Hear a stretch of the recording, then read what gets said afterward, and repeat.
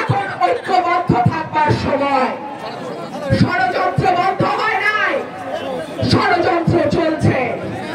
আমরা ঐক্যবদ্ধ থেকে একটি নির্বাচন যদি আদায় করতে না পারি, এত বড় বিজয় ধূলিসাৎ হয়ে যাবে। আমি সবাইকে বলবো, আমার প্রিয় ভাই ও বোনেরা, আপনারা ঐক্যবদ্ধ থাকবেন। আমরা যদি ঐক্যবদ্ধ থাকি, কোন ষড়যন্ত্রকারীর শক্তি নাই আমাদেরকে পরাজিত করে।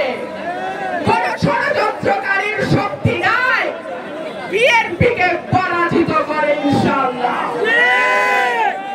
আপনারা দেখুন, আমাদের নেতা বিএনপি চেয়ারপারসন, বিএনপির অ্যাক্টিং চেয়ারম্যান জনাব তারেক রহমান পরিষ্কার বলেছেন, এই সরকার আমাদের সরকার, এই সরকারকে কোনোভাবেই ব্যর্থ হতে দেওয়া যাবে না।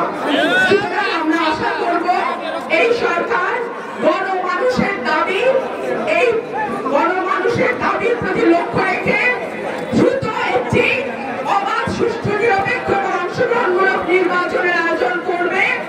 আমরা ষড়যন্ত্র দেখতে চাই না, আমরা আরেকবার ফ্যাসিবাদের পদধ্বনি শুনতে চাই না।